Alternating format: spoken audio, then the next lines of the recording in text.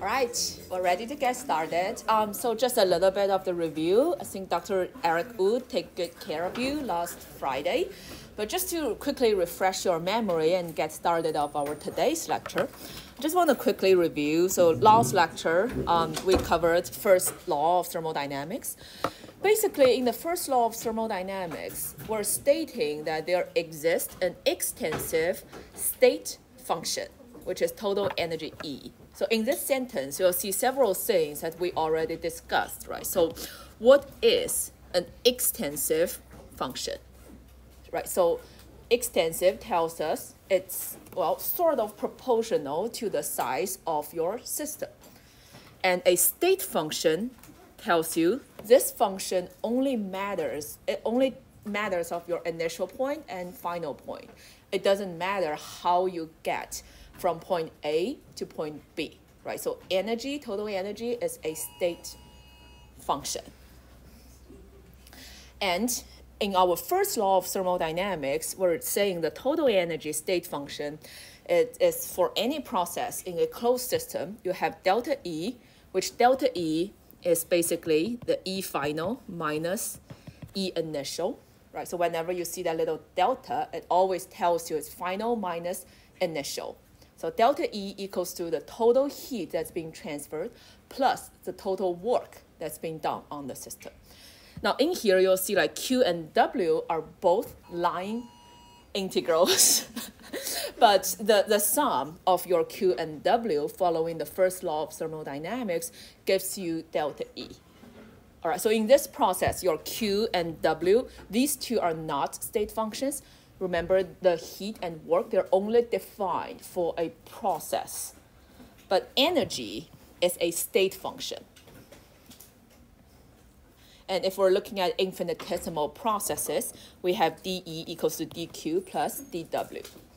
Now, the total energy itself involves both kinetic energy, potential energy, and also internal energy. So for thermodynamics, we're most likely to deal with a system that is at rest and no external field. Basically, we say it doesn't have any kinetic energy, doesn't have any potential energy. So we're only looking at the internal energy of the system. So for this class, we'll constantly talking about internal energy delta U by assuming our system is at rest and no external field.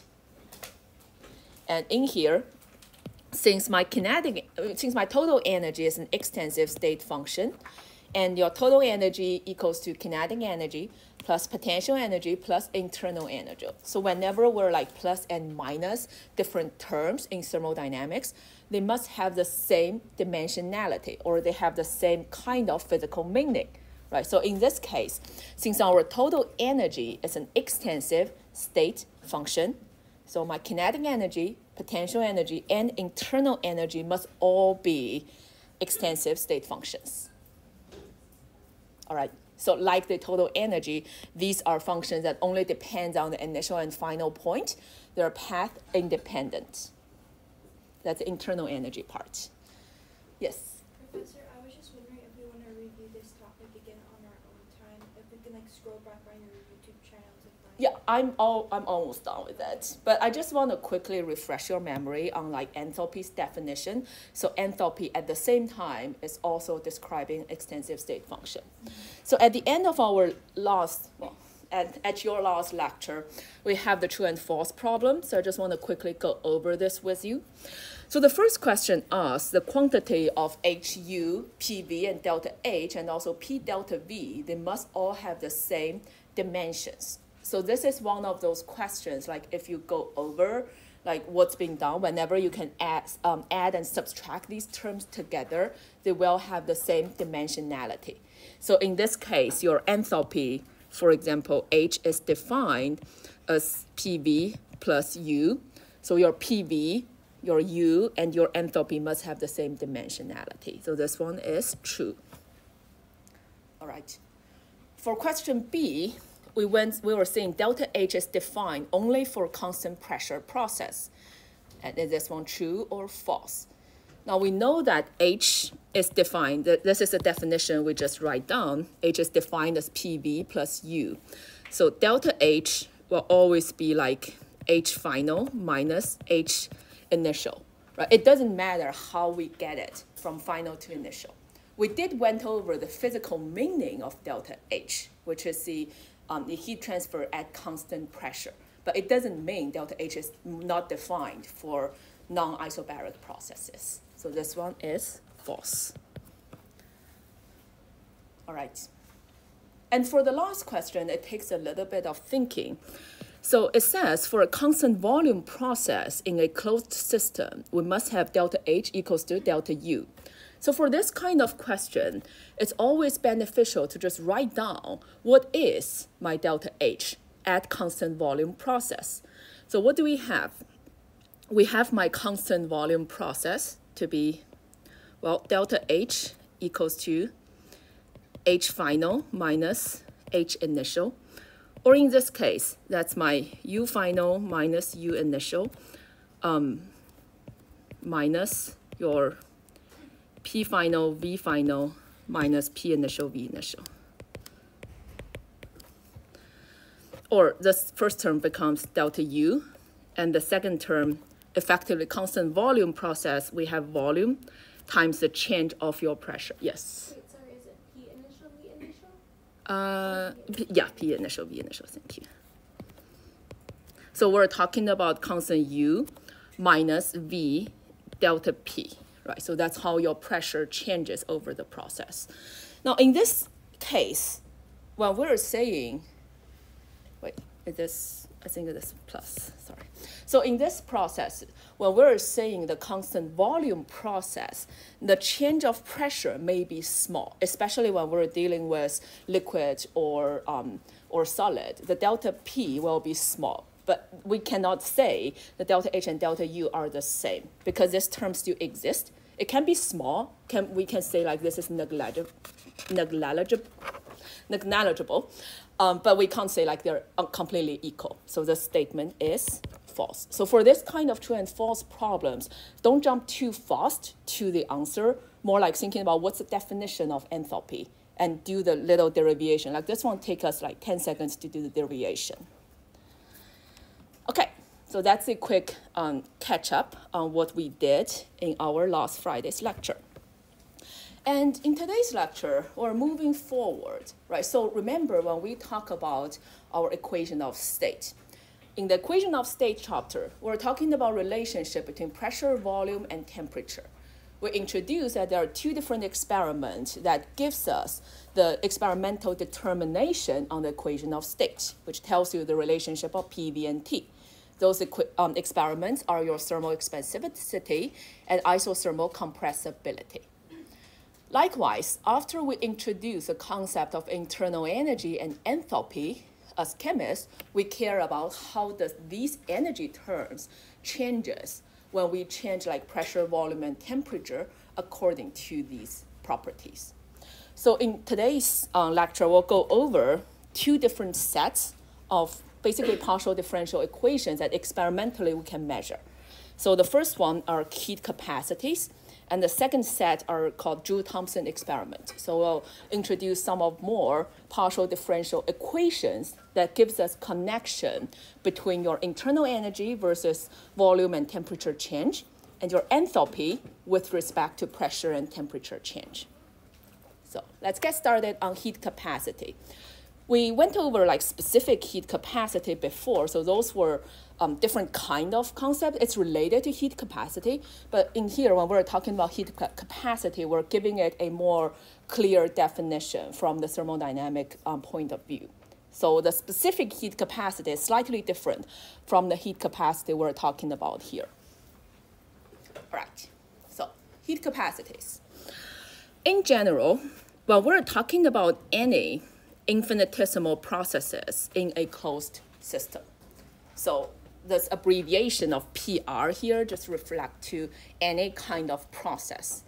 The heat capacity of any kind of process is defined as the infinitesimal change of heat that's being transferred during that process over the infinitesimal change of temperature associated with that process.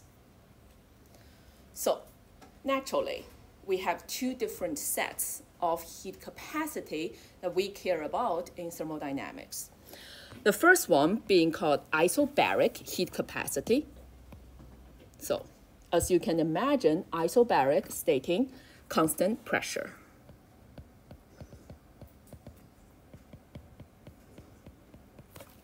All right, so this little abbreviation here all tells us it's a constant pressure process. And in our enthalpy discussion, remember we say the physical meaning of your enthalpy is the change of your heat transfer at constant pressure. So this first term is, by definition, we know that Cp equals to dQp over dt. And this later term becomes true when we are looking at closed system, PV work only, and reversible or at equilibrium. So this makes the dQp equals to dH.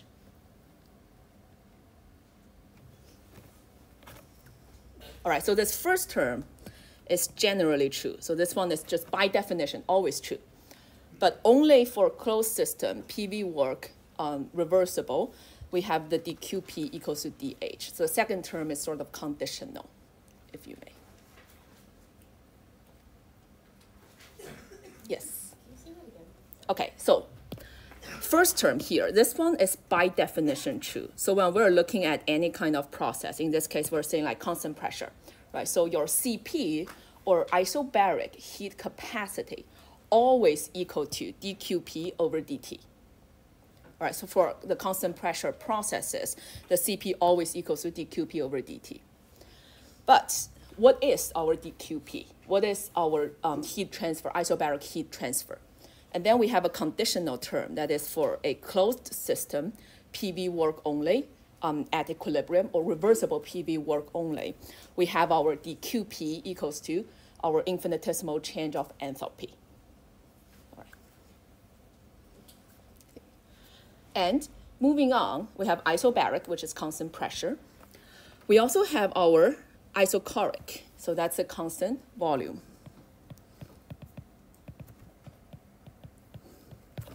All right, so in the constant volume process, again, the first term always stays the true. So Cv, or the isobaric heat capacity, will always equals to dQv over dt.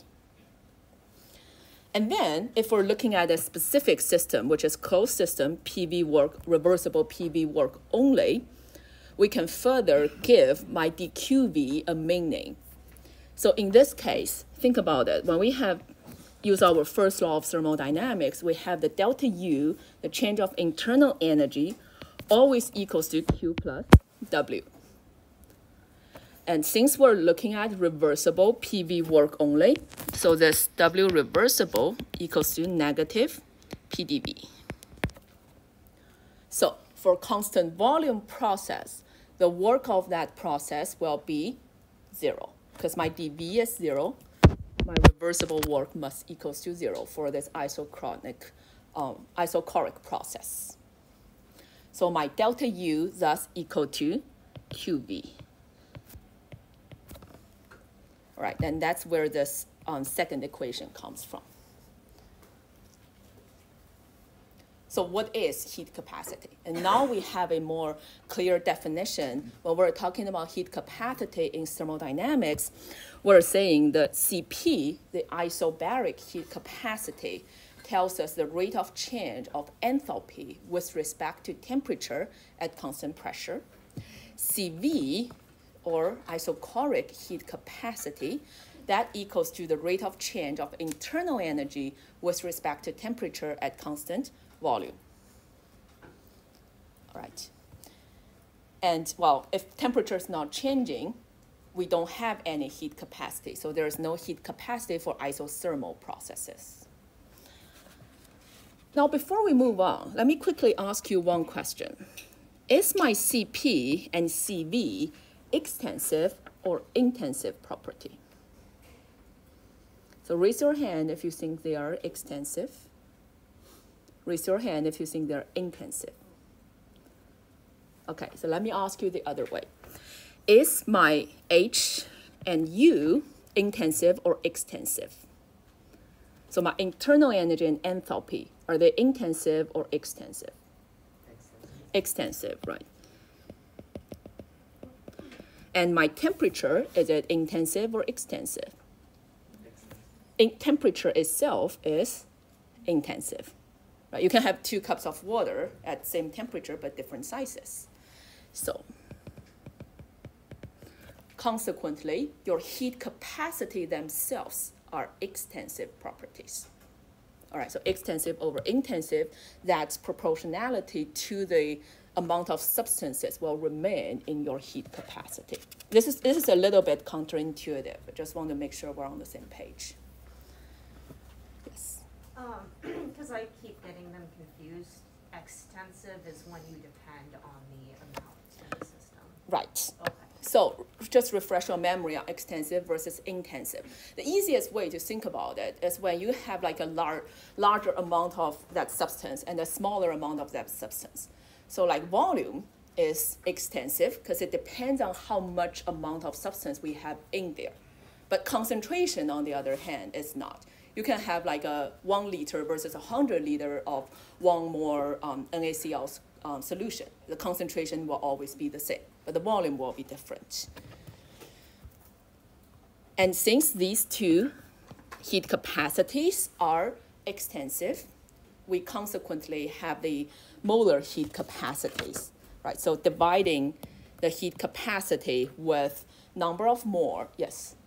Did you say that H and U are both Extensive. Yes, they're energies. So when we're looking at the alternative version of heat capacities, we can have molar heat capacities, which is dividing the actual heat capacity by the number of moles. So now, if we look at CVM and CPM, they become internal intensive properties because we're dividing it by the number of moles. And then in the previous lectures, we went over specific heat capacities. So the specific heat capacities is the lower C with like P and V subscription. So these are dividing the actual heat capacity by the mass of the substance. And these 2, again, are our intensive properties. All right, so when we're talking about heat capacities in this lecture, without saying anything, the CP and CV themselves are extensive. And then molar heat capacity and then specific heat capacities, these 2 becomes intensive properties.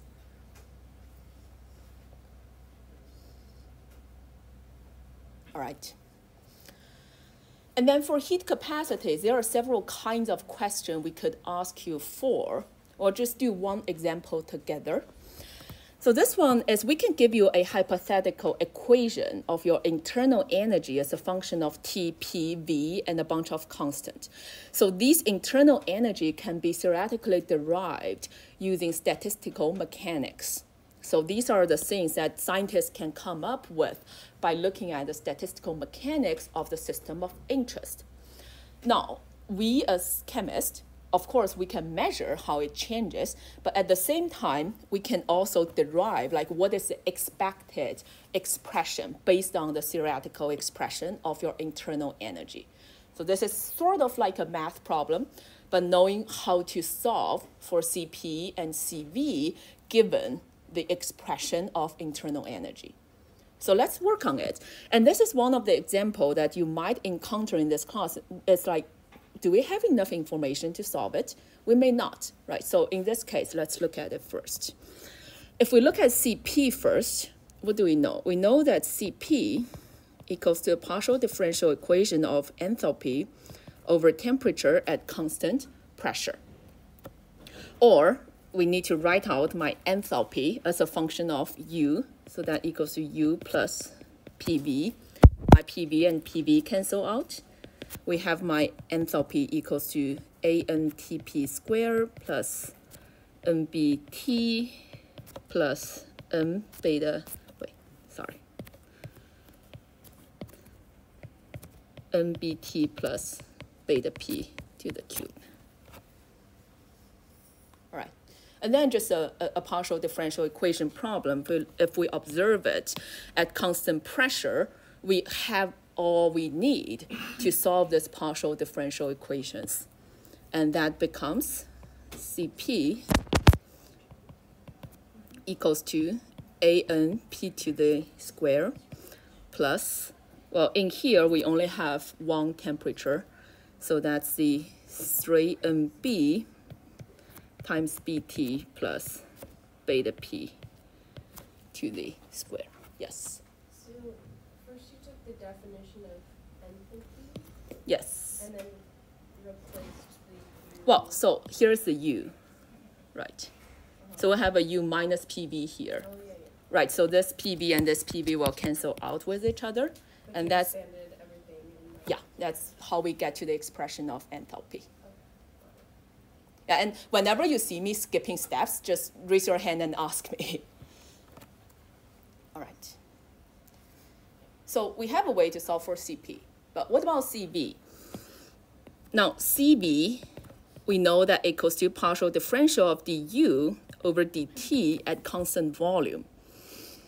But in here, like even if we look at the first part, we have something that we need to have a relationship between how your pressure change with respect to temperature at constant volume, right? So there's something that we do not know in this equation. Or we can say like dP over dt at constant V is unknown. So, yes? I was just wondering, the lowercase b and the beta are two different concepts. Those are just constant, yeah. So in this case, when we're looking at Cv, we can easily find out, okay, so there's something we don't know. Like we don't know about dP over dt at constant V, and thus we cannot solve for Cv in this case.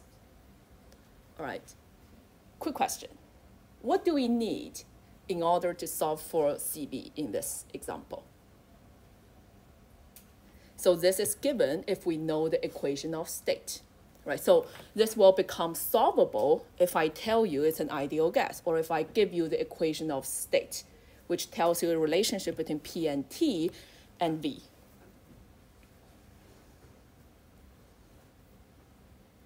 All right.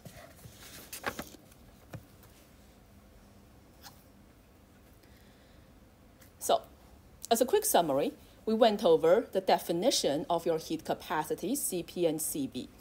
And then we went over by emphasizing the extensive nature of these heat capacities. We also went over the intensive version of the heat capacities, namely the molar heat capacity and specific heat capacity. We did one example, and then let's do one more derivation and see what is the relationship between your Cp and Cv, the two heat, yes? Oh, I was just going to say, did you need something for like enthalpy in there, since you'd have to have like your internal energy is equal to enthalpy minus PV? Okay, so there are two different concepts here. First of all, the internal energy, or U, as a function of TV and P, that's something we can derive using statistical mechanics. Because internal energy, if you think about the nature of internal energy is how does the particles in your system interact with each other. So with statistical mechanics, we can derive an expression of U as a function of TVP and etc. And then we use the definition of enthalpy, which is H equals to U plus PV, not the other way around.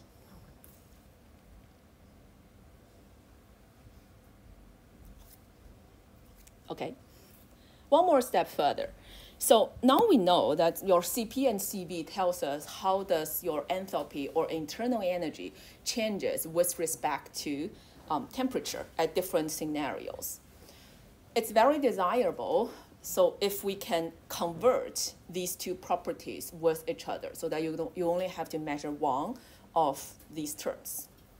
So here we're gonna do a derivation as an example to show like, okay, so with the definition of your heat capacity Cp, Cv, and also definition of enthalpy, can we find out a general expression that tells us what's the relationship between CP and CV?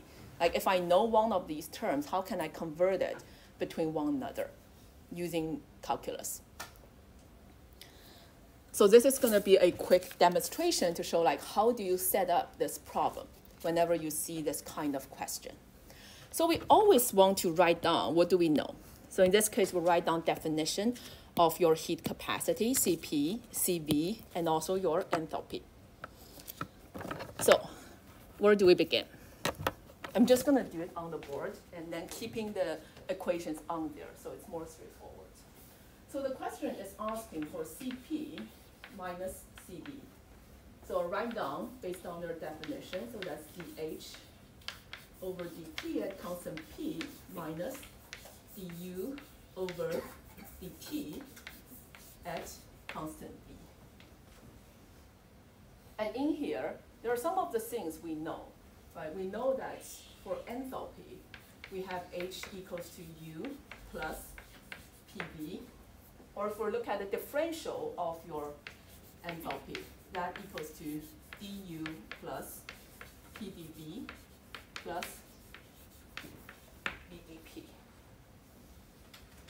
Or we can write out this term to be my du over dt at constant P plus, well, dP over dt at constant P times V plus P times dV over dt at constant P minus my du over dt at constant V.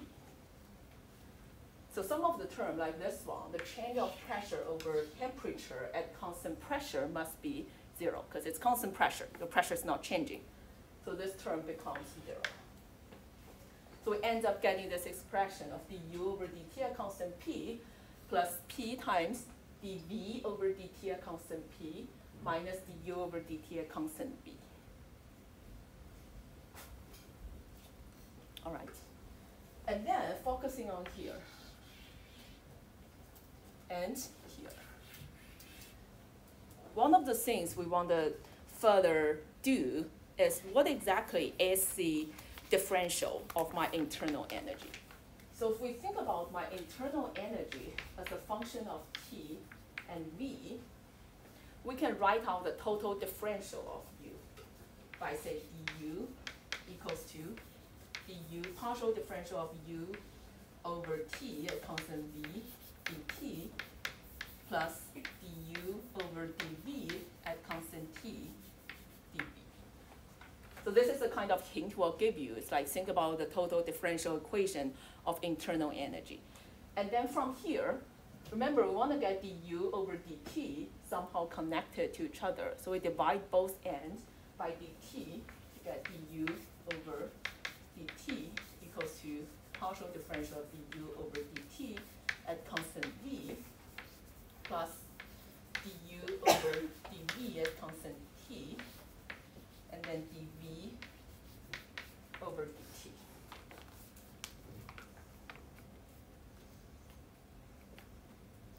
All right, so in here, we're looking at a constant pressure process. So we can manually say, hey, let's just set our pressure to be constant for this entire process. So my left-hand side becomes du over dt at constant pressure equals to my du over dt at constant volume. And this term stays the same, du over dV at constant T, and dV over dt at constant pressure. Or just manually set that to be constant pressure. And then these normal differential equations become my partial differential equations. And then we're ready to plug this term back into our original equation. And we end up getting, what do we want? Which is Cp minus Cv. That equals to this term on the bottom. So du over dt at constant V plus this entire thing, du over dV at constant T, dV over dt at constant p plus p times this term here. So that's dv over dt at constant p minus my du over dt at constant v. So we got one of the term canceled by writing out the total differential equation of internal energy. So these two will cancel out with each other.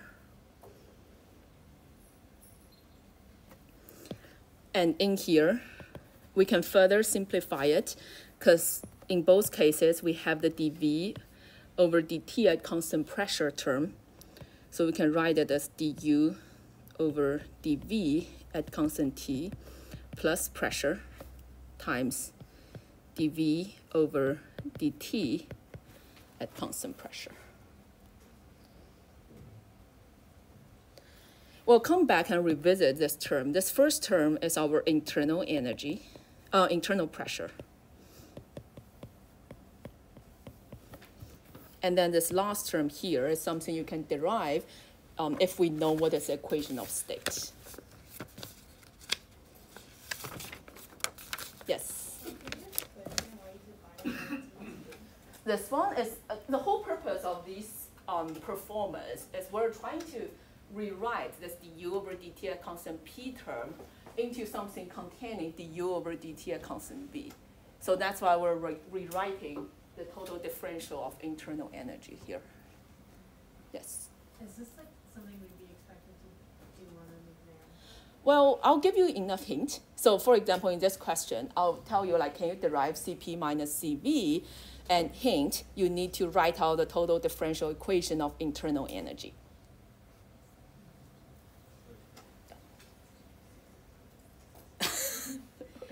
I just have like a general question. So how do they know that if they wanted to determine the relationship between Cp and Cv, like they had to subtract from each other? Okay, so the question is actually the other way around. It's like, why do we know? Why do we care about Cp and Cv and their relationship? And the answer is, well, sometimes you only have the experimental condition to measure one or the other. Right, so the whole point here is thermodynamics is something that it's based on experiment. So the whole point of doing these math is so that we can do as little experiment as possible. Yes? Can we talk about the physical meaning of internal pressure later? We'll talk about internal pressure later on, yeah. Yes? So I was wondering for the ender dv over dt at constant p, why do we need the equation of state to solve that? And then also is the This one? equation of state, yeah. And then with the equation of state, that's just how we relate all the terms together, like dv. Right, so remember, the equation of state gives you relationship between pressure, temperature, and volume. Right, so as long as we know what that system is, if it's an ideal gas, a van der Waals gas, or a liquid, we will have an experimentally determined equation of state. So you don't have to do the same experiment again and again and again. So as long as we're dealing with the same kind of gas, like a cylinder of real gas, right? We don't have to redo the experiment of alpha and chi for every experiment we're doing. And that's the power of equation of state. Yes? Can you just explain one more time how you got Cp minus Cv? Like, why are we doing that specifically? So again, we're doing Cp minus Cv because we want a relationship between Cp and Cv. So that if you're given like a Cv, a like isochoric heat capacity, and we'll give you like equation of state or an expression of internal pressure, you will be able to translate that into the Cv term. So for example, in this case, as we were saying, like this is the equation of state. So we know for ideal gases, we have PV equals to nRT. For internal pressure, again, like what we were saying, the internal pressure U for my system is something we can derive using statistical mechanics. So for example, if we're looking at ideal gases, then we know my internal energy is say like 2 to the third nR for a monatomic ideal gas molecule, right? So in this case, if we give you the expression of internal energy, there should be Okay, so now if we give you an expression of your internal energy for this ideal gas, you'll be able to solve this internal pressure term. All right, so this way, like taking together for a system of interest, now you know what is your CP if we know what is CB, and vice versa. So it's a link between the two terms so that we can do less experiments. Okay, well, I'll address more questions later on if you have any. But now let's move on to another experiment. Okay, so this set of experiment, again, tells you the relationship between your internal energy and enthalpy with respect to how your volume and temperature change. So getting started from the Joule experiment. So the Joule experiment tells you how does your internal energy related to change of volume and gives you like a coefficient. So you can imagine the Joule coefficient or the Joule-Thomson coefficient later on as a variation of your alpha and chi for equation of state. So these are the experimental coefficients that we can measure to build a link between your internal energy and enthalpy with respect to pressure, volume, and temperature. All right. So let's look at the experimental setup first, and then think about in this experimental setup, what kind of condition are we getting, and then define the coefficient correspondingly. So looking at the Joule experiment, so this one is more of an idealized scenario. What do we have? Well, imagine on the left-hand side, we have a cylinder of gas surrounded by adiabatic walls. So remember, adiabatic walls means these walls of the chamber, they are adiabatic. They do not exchange heat with the surrounding. Or the other way to put it is when we say adiabatic wall, we're saying the system and the surrounding does not exchange heat. So we have Q equals to 0 in this case. And then for the process, we have a valve here that will open up. So the gas on the left-hand side will eventually flow into the vacuum chamber on the right. So assuming these walls are adiabatic and they do not have any, they're rigid, they do not expand or contract, what's going to happen in this process?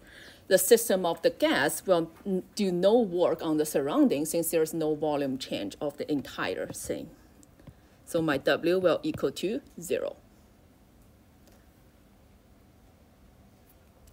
And as a result, for my Joule-Thomson experiment, what we're getting is for this closed system, we have W equals to Q plus W, which is our first law of thermodynamics, and equals to 0. So the Joule experiment is a constant internal energy process, right? So my total internal energy does not change throughout the experiment.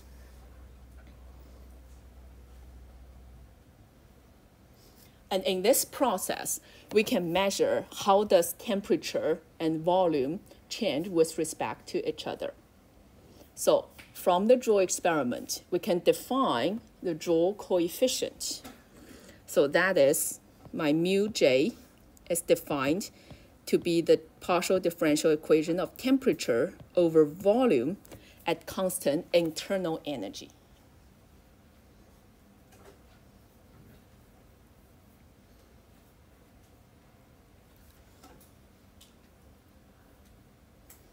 All right.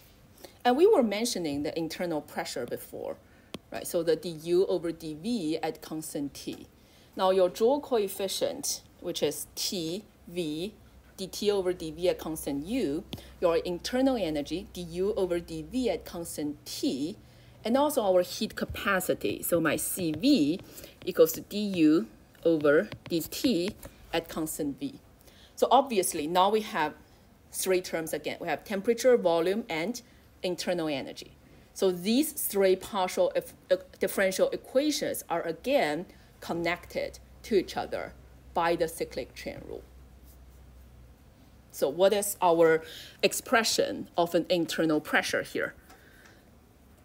And that becomes what we want to be in the middle, right? So my du over dv at constant t, that's if I move these two terms to the right, we get negative du over dt at constant v, and also dt over dv at constant u.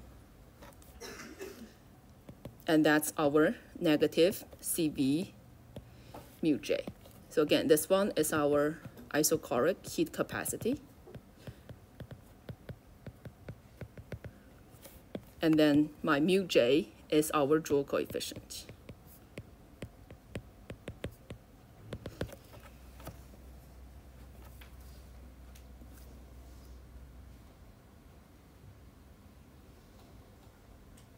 All right, so whenever you see like three variables interconnect to each other, we can always imagine using the cyclic chain rule to connect these partial differential equations. So here's the Joule experiment, and alongside with our the isochloric heat capacity and the internal pressure. So these three terms are connected to each other. Some of them are experimentally measurable. Some of them can be derived from theoretical statistical mechanics. And that's the internal energy. Remember, internal energy, volume, and temperature. These are the three terms interconnected to each other. Moving on to enthalpy. Now, for enthalpy, we need a different set of experiment, because for the Joule experiment, we manually set it up so that the process is constant internal energy. So the Joule-Thomson experiment, on the other hand, is an experiment set up by physical chemists so that this process is a constant enthalpy process, or I forgot that word, but constant enthalpy process. So what is the setup of the Joule-Thomson experiment? And we'll do the derivation to see like why this is a constant enthalpy process. And in our next lecture, we'll do one derivation example together before we move on to the application of the first law of thermodynamics. Right. Is that me? Okay. So the Joule-Thomson experiment. So let's look at the overall process together. What do we have? On the left-hand side, imagine that's our initial state where we have a cylinder of gas and we have some kind of pressure applying onto the left piston. So that's we have the P1 doing work on this gas in the left chamber. And in the middle, we have a porous plug that only allows gas to slowly pass. So that's assuming we have reversibility when the gas is passing through. So it's happening at a very, very slow rate. So we can imagine reversible PV work in play. And thus we can use our dW equals to negative PdV. And then after the gas passes through the center porous plug, we end up getting the gas on the right chamber. So in the process, it's P1, the left plug doing work on the gas, and then the gas doing work on the right plug. All right, so this is our left and our right. And the pressure might be slightly different so that it's moving from the left to the right. And if you think about what's happening in this process, we look at the left, the work that's being done on the system by the left plug. So work left equals to negative. So we start from V1 on the left-hand side, we end up to be 0. So that's our initial state. This is our final state, right? So we start from V1, we end up to be 0, which is here. And you can write that to be negative P1 dV, or that's negative P1 0 minus V1. That's P1 V1. So that's the amount of work done by the left piston on the gas. On the right-hand side, what do we have? We have W on the right-hand side. So now the gas is doing work on the right piston. that is, again, negative PdV, so 0 to V2, so P2 dV, that gives you the negative P2 V2 minus 0, gives you negative P2 V2.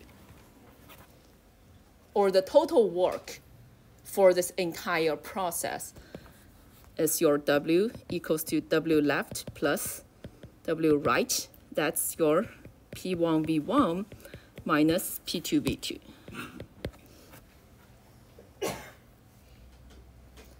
All right, so the total work equals to P1 V1 minus P2 V2. What else do we know about the system? We have the system is connected by adiabatic wall. So that tells us my total heat transfer equals to 0.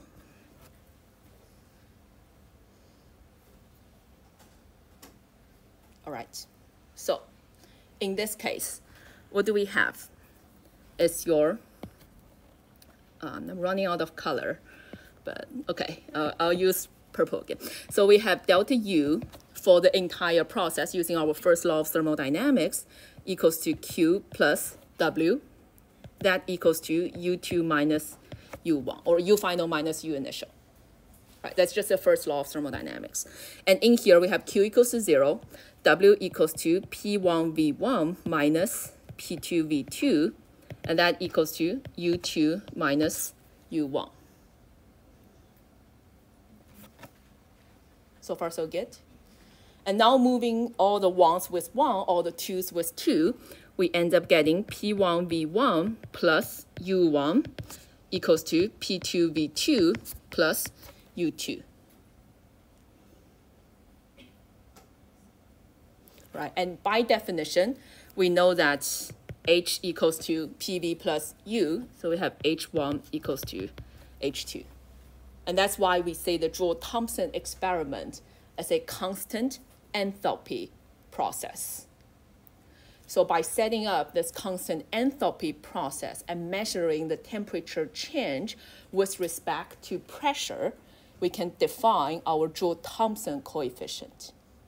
All right, so again, like this experimental setup is like coming from the fact that scientists want a constant enthalpy process. And then they go back and set up these experiments so that enthalpies remain the same in the process. And we can measure a coefficient that tells us relationship between enthalpy, temperature, and pressure. Okay, so in this whole process, we end up defining our Joule-Thomson experiment, or mu JT equals to dt over dP at constant enthalpy.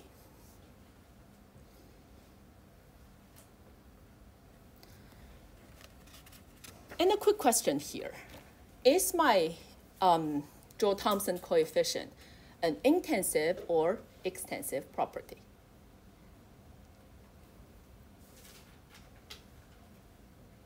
So when we're looking at this kind of question, you look at, well, so it's change of temperature over pressure. Is temperature intensive or extensive? Intensive. Is pressure intensive or extensive? Also intensive. So my Joule-Thomson experiment must be an intensive property. All right. And the Joule-Thomson experiment, in both cases, these are experimental setup. So we have constant internal energy or constant enthalpy, so that we can find a way to measure the relationship between your enthalpy with respect to temperature and pressure, or internal energy with respect to temperature and volume. So like what we did with the Joule experiment, your Joule-Thomson coefficient, d mu j, will have some kind of relationship with your heat capacity and your Joule coefficient. So the question A here, this one is pretty straightforward. This one is asking you to derive dH over dP at constant T equals to negative Cp mu JT. And then the second question looks horrible, This looks like a horrible, horrible derivation. So try to yourself in the beginning of our next lecture. We'll do it together and demonstrate like this is actually not that bad. So don't get frightened by this kind of question. And I hope to use this as an experiment to demonstrate like how to approach this kind of derivation problems. All right, I'll see you on Wednesday.